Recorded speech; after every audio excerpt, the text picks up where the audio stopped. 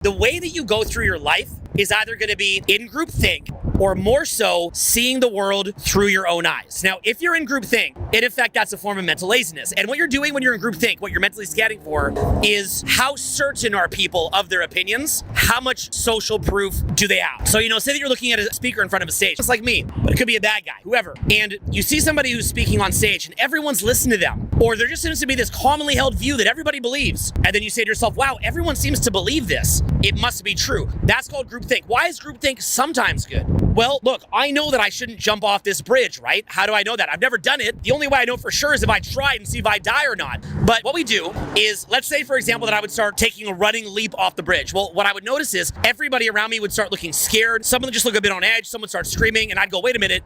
I can tell by the way other people are looking, this is a bad idea. That means I am in groupthink, but groupthink would save my life. Human beings are more powerful because we have groupthink to some extent. Lets us not have to learn everything firsthand.